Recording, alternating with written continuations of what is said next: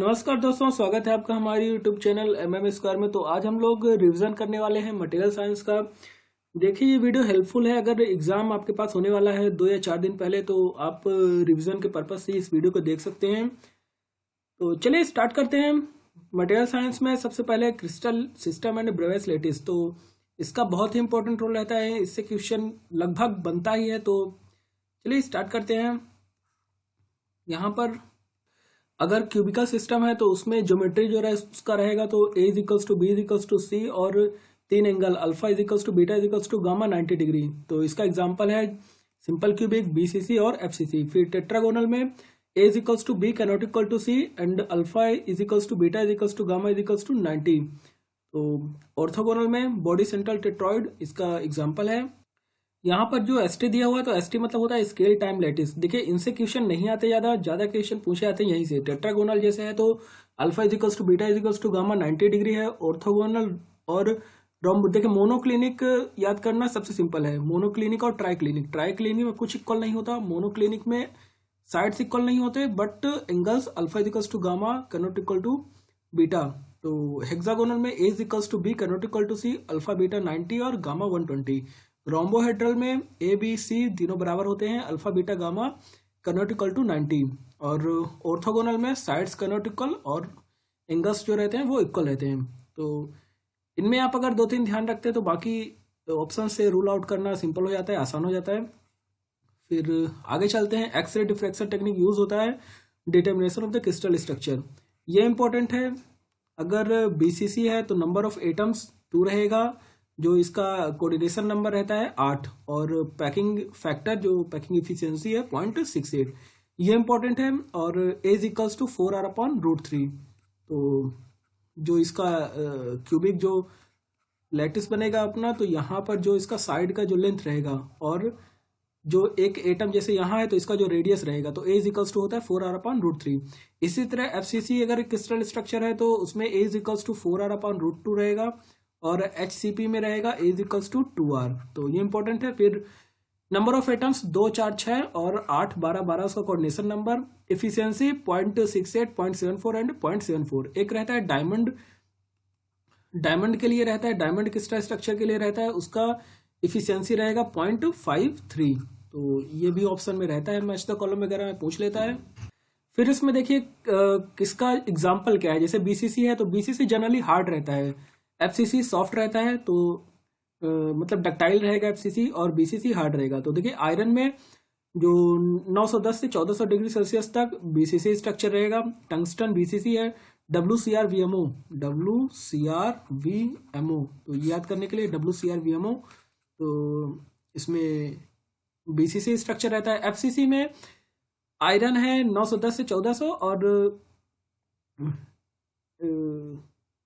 देखिए 910 से 1400 में BCC रहता है। बाकी आयरन का जो BCC स्ट्रक्चर है वो स्टार्टिंग में और एंड में, BCC रहता है। बीच में जो आयरन रहता है वो, जिसमें कि ऑस्टेनाइड वगैरह बोलते हैं, तो वो गामा आयरन रहता है। तो 910 से 1400 गामा आयरन FCC, और स्टार्टिंग से 910 तक और फिर 1400 के बाद वो रहेगा डेल्टा, मतलब BCC।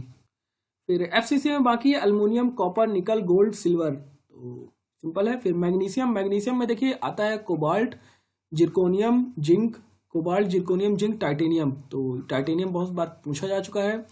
टाइटेनियम, कैडमियम, बेरिलियम, तो ये सब HCP है। प्रॉपर्टीज यहाँ पर लिखा हुआ है, हार्ड एंड ब्रिटल रहता है, हमने पहले ही बताया। Grain refines control the grain growth, तो grain refines control the grain growth add to the cutting tools. तो जाहिर सी बात है कि हार्ड है तो कटिंग टूल में उसका यूज करेंगे।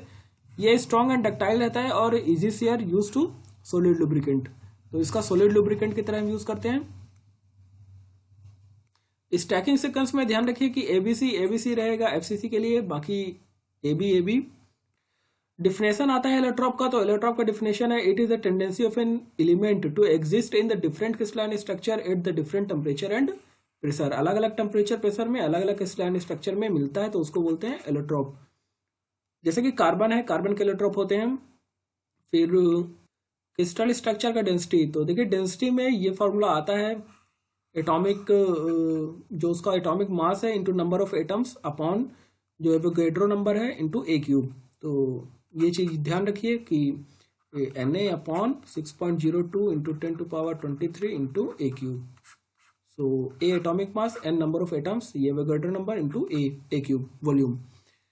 और planar density number of atoms upon area of plane. फिर linear density number of atoms upon length. जैसे कि लीनियर डेंसिटी वगैरह निकालते कैसे हैं, जैसे आपने एक क्रिस्टल स्ट्रक्चर लिया ऐसा कुछ, तो यहाँ अगर एटम है, ठीक ना, और इस प्लेन का आपको निकालना है, तो नंबर ऑफ एटम्स, तो ये 1/4 है, यहाँ भी 1/4 है, तो ये टोटल एरिया मतलब जो एटम्स है तो कितना हो जाएगा, इस लाइन में कितना आ रहा है, 1/4 आ रहा है, मतलब 1/2, तो टोटल हाफ एटम और इस लाइन का distance.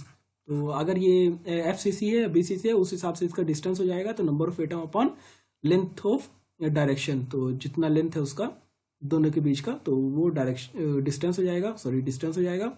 FCC is more ductile than HCP. FCC is more ductile than HCP because of the FCC have the more number of slip system. BCC is brittle compared to that of FCC. तो जितना ज़्यादा slip system रहेगा उतना ज़्यादा वो ductile रहेगा. तो FCC में ज़्यादा स्लिप सिस्टम है तो FCC ज़्यादा डक्टाइल है. लेकिन BCC के केस में BCC में ज़्यादा स्लिप सिस्टम है, उसके बाद भी BCC ब्रिटल है क्योंकि उसमें रेंडमनेस ज़्यादा है, और randomness in a closed packed planes. फिर आगे चलते हैं. Ductile to brittle transition condition. तो डक्टाइल टू ब्रिटल ट्रांजिशन कब होगा, जब टेम्परेचर उसमें बहुत ज़्यादा कम हो जाएगा. तो ये एक केस हमको देखने मिला था जो टाइटैनिक शिप थी. तो टाइटैनिक शिप में यही केस था कि जिस मटेरियल का बना था तो इतना नीचे आइस थी, इतना बर्फ थी, इतना ठंड वो पड़ा कि सीधे डक्टाइल टू ब्रिटल चला गया, और फिर टकराने से सीधे जिस तरह के ब्रिटल टूटते हैं तो उस वजह से टूट गया बीच दो हिस्सों में. तो ये मेन रीज़न है. फिर हाई स्ट्रेन रेट और प्रेजेंस ऑफ सरफेस नोचेस, यहाँ से इतना क्वेश्चन बनता है. फिर point defect and line defect, surface defect, ये इंपॉर्टेंट है. पॉइंट लाइन डिफेक्ट में ध्यान रखिए edge and screw dislocation. Edge and screw dislocation, यहाँ बर्जर्स वेक्टर भी आता है perpendicular to the dislocation line edge में, और Burger vector parallel to the dislocation line screw में. तो edge and screw line defect है. पॉइंट डिफेक्ट में पता ही है शॉर्टकी, फ्रेंकल और इंटरस्टेशियल सब्स्टिट्यूशनल इम्प्योरिटी की वजह से. फिर वैकेंसी डिफेक्ट. सरफेस डिफेक्ट में आता है ग्रेन बाउंड्री, फिर low angle boundary, twin and stacking fault. और यहाँ वॉल्यूम डिफेक्ट में कास्टिंग फॉर्मिंग के जो डिफेक्ट्स हैं तो वो वॉल्यूम डिफेक्ट में आते हैं. फिर आगे चलते हैं. Hall and patch effect. Hall and patch effect क्या बोलता है कि जो स्ट्रेस रहेगा, तो जितना ज़्यादा आप ग्रेन का जो साइज है, ग्रेन साइज जितना कम रहेगा तो स्ट्रेस उतना ज़्यादा रहेगा. तो ये बताता है हॉल एंड पैच इक्वेशन. फिर होमेरोथ्री रूल. तो होमेरोथ्री रूल का 3-4 केस है. इसमें क्या बोलता है कि जो डिफरेंस है दोनों के एटॉमिक साइज का, तो वो 15% से कम होना चाहिए. There should be the less chemical affinity. तो केमिकल एफिनिटी कम होना चाहिए. Solvent should have lower valency. Solvent should have lower valency. और crystal structure of the two element should be the same. तो ये 4 केस हैं. किसी में अगर 2 में अगर सोल्यूबिलिटी को देखना है तो 2 सोल्यूबल तभी होंगे जब ये 4 केस फॉलो करेंगे. उसके बाद गिब्स फेज रूल है. तो गिब्स फेज रूल में P + F = C+1. बाकी थर्मोडायनेमिक्स वगैरह में हम लोग देखते हैं P + F = C+2. यहाँ पर C+1 रहेगा. फिर देखिए यहाँ पर परसेंटेज अमाउंट ऑफ लिक्विड वगैरह निकालने के लिए आता है लीवर रूल. सब सीधे फाइंड कर सकते हैं. इसमें क्या रहता है कि जैसे कि ऊपर लिक्विड है, फिर लिक्विड सॉलिड चालू होगा तो लिक्विडस लाइन रहेगा. फिर यहाँ लिक्विड प्लस सॉलिड जो सॉल्यूशन रहेगा उसके नीचे जब सॉलिड चालू होगा तो उस दोनों लाइन को बोलते हैं सॉलिडस लाइन. उस लाइन को जो डिफ्रेंशिएट करता है उसको बोलते हैं सॉलिडस लाइन. तो देखिए यहाँ पर हम क्या करेंगे, कोई एक पॉइंट ले लेंगे तो उस पॉइंट में अपने को पूछेगा कि इसमें परसेंटेज ऑफ लिक्विड कितना है. तो परसेंटेज ऑफ लिक्विड निकालने के लिए सीधे उस पॉइंट से अगर लिक्विड पूछ रहा है तो सॉलिड साइड चले जाएंगे. तो जितना ये डिस्टेंस रहेगा, जैसे कि लिक्विड निकालना है अपने को, तो यहाँ पर FD जो सॉलिड का है यहाँ पर FD रख देना है अपॉन टोटल. उसी तरह अगर सॉलिड का निकालना है तो यहाँ से लिक्विडस लाइन साइड चले जाएंगे तो CF अपॉन टोटल इंटू 100. तो इससे आ जाएगा. देखिए यहाँ पर कूलिंग बिहेवियर की बात कर रहा है. जैसे जनरली ये सब क्वेश्चन आते नहीं है पर फिर भी एक बार डिस्कस कर लेते हैं. जैसे कि अपना लिक्विड एक मोल्टन पूल है, तो मोल्टन पूल में क्या रहेगा कि एक छोटा सा कोई न्यूक्लियाई रहेगा, मतलब एक बहुत ही स्मॉल मोन्यूट सा लिक्विड का एक वो रहेगा. उसका जो टेम्परेचर रहेगा वो टेम्परेचर रहेगा अंडर कूलिंग टेम्परेचर जितना ΔT रहेगा उससे थोड़ा कम हो जाएगा. मतलब अगर यहाँ पर टेम्परेचर सपोज करिए 700 डिग्री सेल्सियस है तो उस जो छोटा सा न्यूक्लियाई रहेगा, न्यूक्लियाई कब फॉर्म होगा, जब उसका टेम्परेचर थोड़ा सा कम हो जाएगा. उसको अंडर कूलिंग टेम्परेचर बोलते हैं। तो थोड़ा सा जब वो कम टेम्परेचर होगा तो सॉलिड फॉर्म होगा, फिर धीरे धीरे वो हीट इधर रिलीज करता जाएगा और जो बाकी के बगल के एटम है तो उसको थोड़ा इकट्ठा करता चला जाएगा। तो इस तरीके से फॉर्म होगा। फिर उसके बाद ये दोनों छोटे छोटे पॉकेट्स इस तरीके से बनेंगे, फिर दोनों एक दूसरे में डिफ्यूज होंगे और डिफ्यूज होने के बाद इस तरीके से बनेंगे। तो जैसा कि ये बाउंड्री कैसे बनती है, अगर सपोज करिए सेम अरेंजमेंट है, जैसे ऐसे ऐसे करके जा रहा है, ठीक ना, तो ये ऐसे ऐसे करके तो एक अरेंजमेंट बना। अब इसको हमने पॉइंट ना दिखा करके हमने इसको एक लाइन से दिखा दिया कि इसका सेम अरेंजमेंट है। फिर उसके बाद जो होगा तो वो इस तरीके का कुछ होगा। तो इसको भी हमने क्या किया कि ऐसे दिखा दिया, मतलब इसका इस तरीके से सेम अरेंजमेंट है। तो इस तरीके से बनते हैं, इसको ग्रेन बाउंड्री बोलता है। मतलब एक सेम अरेंजमेंट को जो दूसरे से अलग करता है, वहां पर जो बाउंड्री इस तरीके का बनता है तो उसको ग्रेन बाउंड्री बोलते हैं। डेंड्राइट क्या है? डेंड्राइट देखिए एक लाइन टाइप का स्ट्रक्चर बनता है इस तरीके से। तो क्या है ना कि जैसे कि न्यूक्लियर फॉर्म हुआ तो ये अपना ग्रोथ करना चाहता है, तो इस तरीके से वो ग्रोथ करता है। इस ग्रोथ को बोलते हैं डेंड्राइट ग्रोथ। तो जनरली ये सब आता नहीं है, लेकिन फिर भी फिर आगे चलते हैं। देखिए डिग्री ऑफ फ्रीडम पूछता है, तो जहां भी पॉइंट रहेगा, जैसे कि यूटेक्टिव पॉइंट रहेगा, तो जहां कहीं भी पॉइंट है तहां आप डिग्री ऑफ फ्रीडम सीधे उसको 0 मान के चलिए। हर पॉइंट जैसे ट्रिपल पॉइंट है तो ट्रिपल पॉइंट में अगर कोई डिग्री ऑफ फ्रीडम पूछे तो वो 0 होगा। क्रिटिकल पॉइंट है, डिग्री ऑफ फ्रीडम पूछे 0 होगा। पॉइंट अगर है 0 होगा। 768 को क्यूरी टेम्परेचर बोलते हैं। उस टेम्परेचर के बाद मैग्नेटिक बिहेवियर अपना मटेरियल छोड़ दे। जैसे यहाँ पर कूलिंग बिहेवियर आयरन का दिखाया हुआ है, तो जैसे 768 पर था तो हमने पहले ही बात की कि 900 तक रहेगा तो अल्फा आयरन रहेगा। बीसीसी स्ट्रक्चर रहेगा तो ये बीसीसी स्ट्रक्चर है। नंबर ऑफ एवरेज एटम 2 है। फिर मैग्नेटिक रहेगा 768 के बाद वो मैग्नेटिक बिहेवियर अपना छोड़ देगा तो नॉन मैग्नेटिक हो जाएगा। उसके बाद गामा आयरन है 910 से 1400 डिग्री सेल्सियस तक FCC structure, number of average atom 4, non magnetic.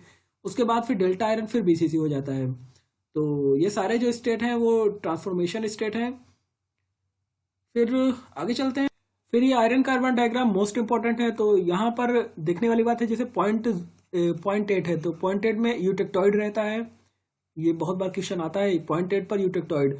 Point 8 से नीचे जाएंगे तो हाइपर यूटेक्टॉइड, पॉइंट 8 के बाद जाएंगे तो हाइपर यूटेक्टॉइड। यहाँ पर रहेगा स्ट्रक्चर इसका फेराइट प्लस पारलाइट, फेराइट प्लस पारलाइट, और इधर रहेगा पारलाइट प्लस सीमेंटाइट।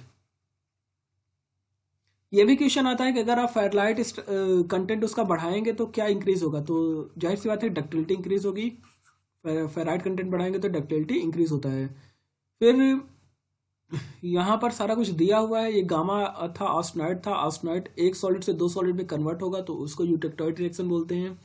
यह कन्वर्जन होता है अराउंड 700 डिग्री सेल्सियस के आसपास। फिर यहाँ पर 2% तक, 2% के बाद हो जाएगा कास्ट आयरन।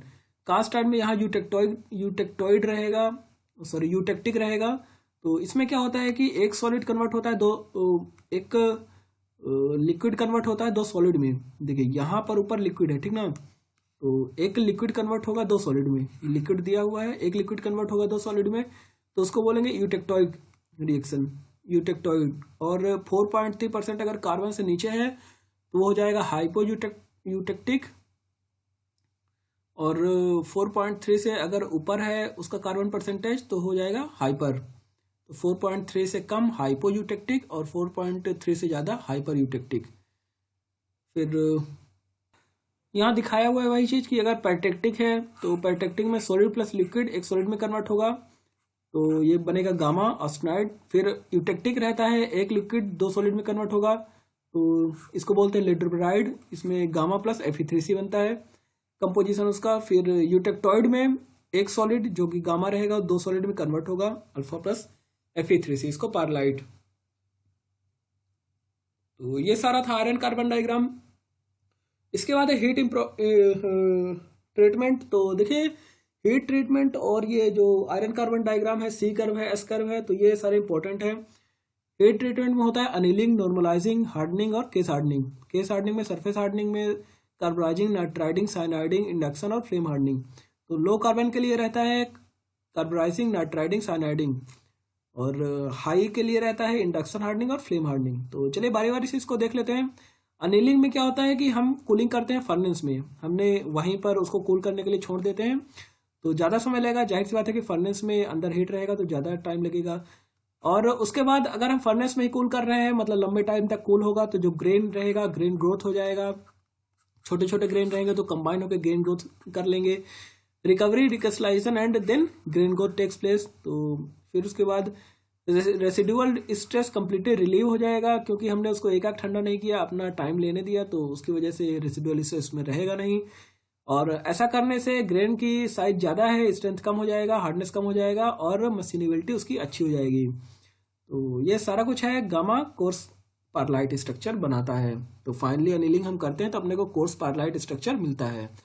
फिर आता है नॉर्मलाइजिंग। इसका याद रखना बहुत ही ज़्यादा जरूरी है, इसका टेम्परेचर रेंज। इसमें ध्यान रखने वाली बात यह है कि जैसे कि अगर हम स्टील ले रहे हैं तो उसमें उसका अनिलिंग हम कहाँ पर करेंगे, तो ध्यान रखिए कि just below the lower critical temperature. तो कहाँ पर करते हैं इसको, तो just below the lower critical temperature. तो ये इस तरह क्वेश्चन आता है कि अनिलिंग किस टेम्परेचर पर करते हैं। फिर उसके बाद आता है नॉर्मलाइजिंग। तो सेम वही कहानी है, लेकिन नॉर्मलाइजिंग में क्या रहता है कि इसको हम कूल करते हैं एयर में। कूलिंग इसका होता है एयर में। एयर में कूल होने की वजह से तो जो इसका सरफेस रहेगा वो तो हार्ड हो जाएगा, लेकिन जो अंदर है तो वो हार्ड नहीं, वो कोर्स स्ट्रक्चर हो जाएगा। तो इस वजह से जो फाइनल बनता है वो कोर्स पारलाइट बोलते हैं इसको। यहाँ पर कंपेयर्ड अनिलिंग से हम कंपेयर करेंगे, क्योंकि दोनों का लगभग सेम ही केस है, बस उसको हम कूल कर रहे हैं फर्नेस में और इसको कूल कर रहे हैं एयर में। तो इसकी वजह से उसके कंपैरिजन में डक्टिलिटी कम रहेगी, क्योंकि इसका जो सरफेस है वो हार्ड हो गया है, फाइन ग्रेन बनेंगे। Formability will be less, fine grain formed, strength and hardness is more and machinability is less. और followed by the cooling to a room temperature in the 2-3 hours में cool हो जाता है। Held the temperature for the 30-60 minute, heated to completely gamma range. और उसको भी, जो ये पहले वाला था उसको भी हम कम्प्लीटली ऑस्टेनाइड रेंज के अंदर हीट करते थे।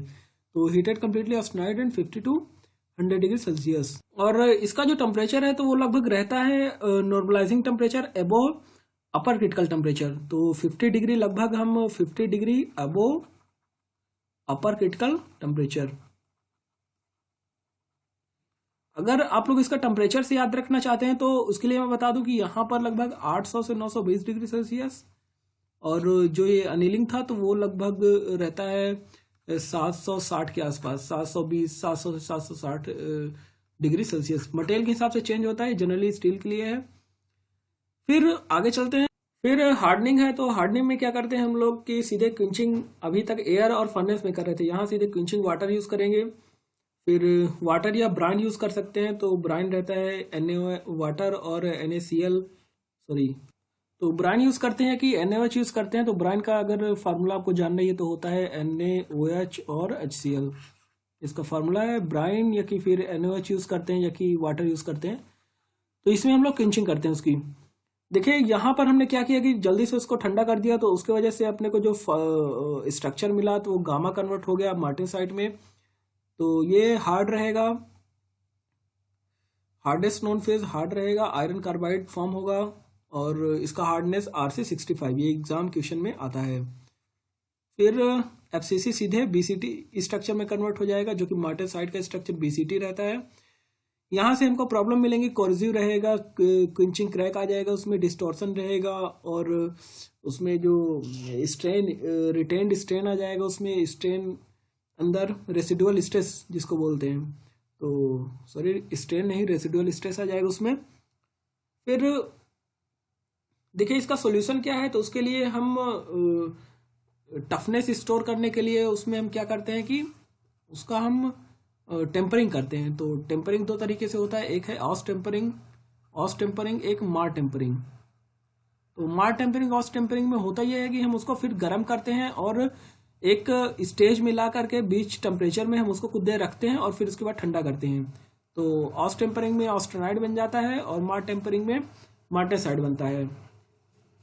तो ये ध्यान रखिए कि अगर आपको टफनेस रिस्टोर करना है उसका, तो उसके लिए हम ऑस टेम्परिंग और मार टेम्परिंग करते हैं। ऑस टेम्परिंग का फाइनल कंपोनेंट याद रखिए कि ऑस टेम्परिंग से जो स्ट्रक्चर बनेगा वो सीधे बेनाइट बनेगा, और मार टेम्परिंग से मार्टेनसाइट बनेगा। और फिर आगे चलते हैं। बेनाइट BCC स्ट्रक्चर का रहेगा और उसका जो हार्डनेस है तो 55 Rc55। कार्बनाइजिंग में हम क्या करते हैं कि उसमें कार्बन को डिफ्यूज करवाते हैं। तो कार्बन को डिफ्यूज कैसे करेंगे, 72 घंटों तक हम उसमें कार्बन गैस गैस के थ्रू या कि किसी मीडियम से हम उसमें कार्बन डिसॉल्व करेंगे। उसके बाद उसका जो हार्डनेस रहेगा लगभग 800। फिर नाइट्राइडिंग में यही सेम चीज़ हम नाइट्रोजन के लिए करते हैं, नाइट्रोजन वहाँ डिफ्यूज़ करवाते हैं, तो नाइट्रोजन डिफ्यूज़ करेंगे तो उसका हार्डनेस रहेगा 1000। साइनाइडिंग में साइनाइडिंग करेंगे प्लस किंचिंग। तो साइनाइडिंग में क्या रहता है कि साइनाइड साल्ट रहते हैं, तो साइनाइड साल्ट कार्बन, जैसे यहाँ पर कार्बन केवल था डिफ्यूज करवा रहे थे, यहाँ नाइट्रोजन बस, तो ये कार्बन और नाइट्रोजन दोनों का मिक्सचर रहेगा। सबसे ज्यादा हार्डनेस अपने को मिलेगा नाइट्राइडिंग में, ये क्वेश्चन आता है। और क्या इसमें डिफ्यूज करवाते हैं, तो नाइट्रोजन, ओनली नाइट्रोजन। तो आगे चलते हैं। इफेक्ट है एलॉइंग एलिमेंट का इफेक्ट, तो दो तीन चीज याद रखिए, जैसे कि फास्फोरस और सिलिकॉन। तो सिलिकॉन इंक्रीज हार्डनेबिलिटी और फास्फोरस देखिए इंक्रीज हार्डनेबिलिटी तो ठीक ही है, लेकिन सल्फर मशीनेबिलिटी को मशीनेबिलिटी बढ़ाता है, मशीनेबिलिटी को इंक्रीज करता है। मोलिब्डेनम है तो क्रीप रेजिस्टेंस और हॉट हार्डनेस को बढ़ाता है, हॉट हार्डनेस।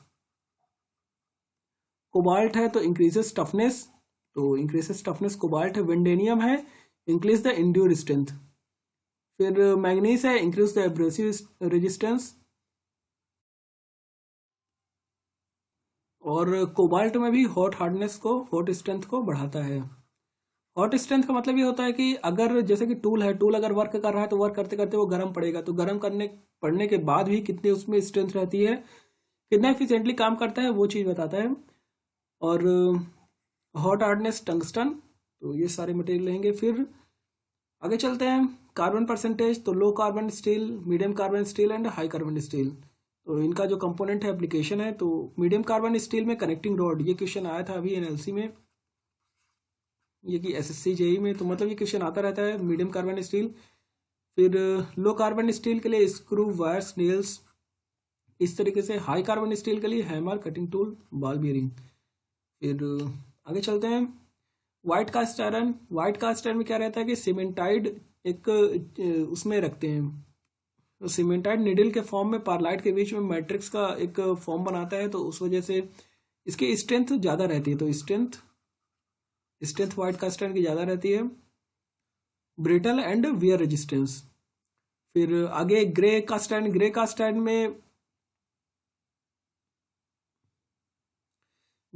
में ग्रेफाइट फ्लेक के फॉर्म में रहता है, और long graphite flake disturbs the continuity of the lattice and hence decreases the strength and hardness. फिर देखिए इससे आने वाला क्वेश्चन ये है कि कितना परसेंट कार्बन रहता है, कितना परसेंट कार्बन रहता है इन कास्ट आयरन में। तो बारी बारी से बात कर लेते हैं। जैसे व्हाइट कास्ट आयरन है, तो व्हाइट कास्ट आयरन में कार्बन परसेंटेज रहेगा 1.8 से 3.6% कार्बन।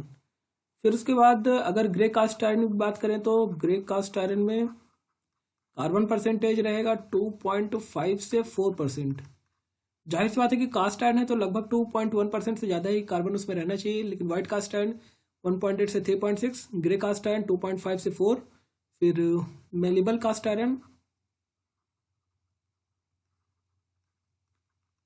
मेलिबल कास्ट आयरन में रहना चाहिए कार्बन 2 से 2.6%। फिर उसके बाद डक्टाइल कास्ट आयरन की अगर बात करें, तो यहाँ पर कार्बन रहना चाहिए 3 से 4%।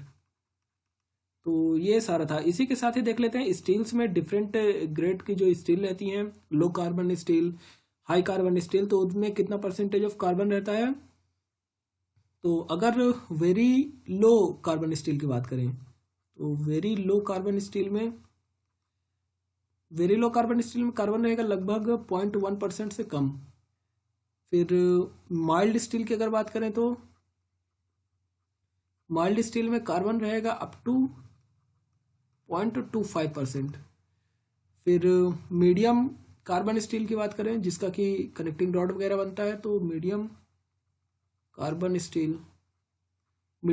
स्टील की बात करें तो कार्बन रहेगा 0.25 से 0.7%। फिर हाई कार्बन स्टील तो यहाँ रहता है लगभग कार्बन 0.7 से 1.5%। फिर आता है हाई स्पीड स्टील, जिसका कि कटिंग टूल वगैरह बनता है, सिंगल पॉइंट कटिंग टूल, तो उसका भी लगभग कार्बन परसेंटेज रहता है 1.2, 7.9, 0.9, मतलब 1 के आसपास, 1% कार्बन के आसपास। मशीनेबिलिटी सबसे ज़्यादा किसका रहता है, तो स्फेराइज्ड कास्ट आयरन का मशीनेबिलिटी सबसे ज़्यादा रहता है। फिर नोडल कास्ट आयरन में जो ग्रेफाइट रहेगा वो स्फेरिकल फॉर्म में रहता है, मशीनेबिलिटी इसकी भी ज़्यादा रहती है। सिरेमिक है, सिरेमिक किसको बोलते हैं, तो सिरेमिक रहता है नॉन ऑर्गेनिक, नॉन मेटेलिक, तो इसको सिरेमिक बोलते हैं, जैसे कि सिलिकॉन कार्बाइड, तो इस तरीके से। फिर पॉलीमर, पॉलीमर देखिए आता है, तो यहाँ पर थर्मोसेटिंग और थर्मोप्लास्टिक दो चीज़ें हैं। तो थर्मोप्लास्टिक की पहले बात कर लेते हैं। तो थर्मोप्लास्टिक में क्या होता है कि हम अगर एक बार उसको हम कोई कास्ट कर दिया, कुछ कुछ फॉर्म हमने उसका कर लिया, फिर हम उसको गर्म करके फिर दूसरा शेप दे सकते हैं, तो ये थर्मोप्लास्टिक होता है। इसका एग्जाम्पल मेनली आता है, तो एग्जाम्पल में जितने भी पॉली हैं, पॉलीइथाइलिन, पॉलीविनाइल क्लोराइड, तो इस तरीके से जितने भी पॉली हैं वो सब थर्मोप्लास्टिक हैं। एक्सेप्शन इसमें क्या है, किसको छोड़ करके, पॉलीइथाइलिन, तो पॉलीइथाइलिन को छोड़ करके सारे थर्मोप्लास्टिक हैं। और थर्मोसेटिंग की अगर बात करें तो थर्मोसेटिंग में क्या क्या है, थर्मोसेटिंग में जैसे फिनोलिक रेजिन,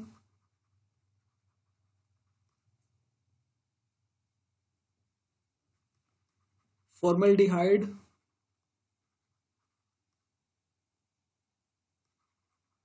बेकेलाइट और पॉलीइथाइलिन, तो ये सारे थर्मोसेटिंग हैं।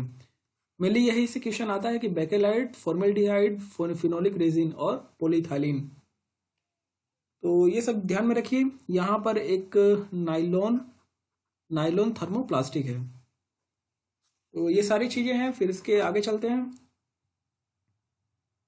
यहाँ पे रेजिलेंस वगैरह है, रेजिलेंस, टफनेस। तो देखिए रेजिलेंस क्या होता है कि अपना इलास्टिक लिमिट तक जो एनर्जी अब्जॉर्ब होता है तो उसको रेजिलेंस बोलते हैं। यहाँ पर कई चीजें हैं, जैसे प्रूफ रेजिलेंस,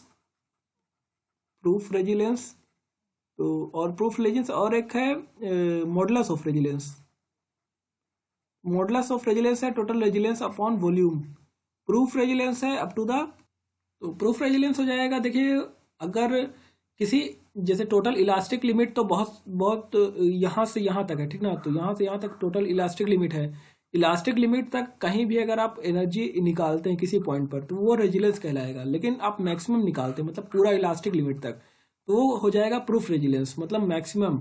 और मैक्सिमम टू द वॉल्यूम, जितना क्रॉस सेक्शन है बॉडी का, तो उसका अपन वॉल्यूम डिवाइड कर देंगे तो हो जाएगा मॉडुलस ऑफ रेजिलेंस, तो ये हो जाएगा। फिर टफनेस क्या होता है, energy absorb up to the fracture point, जहां पर फ्रैक्चर हो रहा है वहां से टोटल एनर्जी आप निकालेंगे तो वो हो जाएगा टफनेस। फिर आगे चलते हैं। ट्रू स्ट्रेन इक्वेशन आता है, sigma T equals to sigma engineering plus 1 plus epsilon, जो स्ट्रेन है इंजीनियरिंग स्ट्रेन। फिर जो ट्रू स्ट्रेन है, तो ट्रू स्ट्रेन होता है ln 1 प्लस एप्सिलॉन, मतलब true strain is equals to ln of 1 plus engineering strain. तो ये सारी चीजें हैं। फिर जैसे जैसे आप कार्बन परसेंटेज इंक्रीज करते जाते हैं तैसे तैसे ई की जो वैल्यू है वो इंक्रीज होती जाती है, तो उसका स्ट्रेंथ बढ़ता जाता है। फिर हार्डनेस टेस्ट से क्वेश्चन आता है, जैसे कि ब्रिनेल हार्डनेस टेस्ट। तो ब्रिनेल में क्या हम लोग करते हैं कि 2p जितना फोर्स लग रहा है upon pi D into D minus under D square minus small D square. यहाँ पर कैपिटल डी और स्मॉल डी ध्यान रख लीजिए क्या चीजें हैं ये, तो ये हो जाएगा स्मॉल डी कितना कर्वेचर वो बना पाया, और उसका जो डाया था टूल का वो कैपिटल डी है। और इसमें जो टूल यूज करते हैं हम लोग टंगस्टन कार्बाइड का यूज करते हैं, एक हार्डेंड स्टील बाल और टंगस्टन कार्बाइड बाल। तो ये इंडेंटर जो है हार्डनेस टेस्टिंग में, चाहे वो ब्रिनेल का हो विकर्स का हो, तो उसका क्वेश्चन बनता है। तो जितना लोड लगा रहे हैं वो पी था, हार्डनेस इसका होगा टंगस्टन कार्बाइड या कि हार्डेंड स्टील बाल, तो इसका जो यूज हो रहा है। फिर विकर्स में हम लोग डायमंड यूज करते हैं स्क्वायर बेस का, विकर्स में डायमंड यूज करते हैं स्क्वायर बेस का। इंक्लूडेड एंगल पूछा जाता है 136 डिग्री। तो ये चीजें हैं। D1 एंड D2 दिया है, तो जो D रहेगा वो कैपिटल D1 मतलब D1 प्लस D2 अपॉन 2, और जो फार्मूला है वो ये है। फिर उसके बाद रॉकवेल हार्डनेस आता है। तो रॉकवेल हार्डनेस में मेन आप टूल याद रखिए कि इसमें डायमंड विथ स्क्वायर शेप में रहेगा, पिरामिड में diamond pyramid indenter square base का। यहां पर क्या हम लोग यूज करेंगे, use barrel indenter conical black diamond. तो कोनिकल किस में रहेगा, विकर्स में। तो ऐसा ध्यान रखिए कि V फॉर विकर्स मतलब V फॉर ये कोनिकल शेप में, और सॉरी ये रॉकवेल में कॉनिकल रहता है।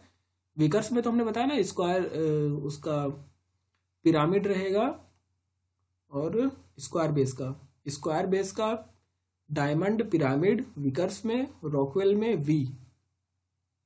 फिर इम्पैक्ट टेस्टिंग, तो इम्पैक्ट टेस्टिंग टफनेस के लिए होता है 4P टेस्ट। तो ये 4P और आइजोड होते हैं दोनों इम्पैक्ट टेस्टिंग के लिए। तो अगर आपको इम्पैक्ट टेस्ट करना है, इम्पैक्ट टेस्टिंग के लिए 4P और आइजोड। तो चलिए इतना ही। Thank you so much. ये हमने टोटली रिवीजन पर्पस के लिए बनाया है, इसमें कुछ ज़्यादा डिटेल नहीं है। अगर आपको डिटेल पढ़ना है तो उसके लिए आपको बुक या फिर कंप्लीट नोट से रिफर करना पड़ेगा।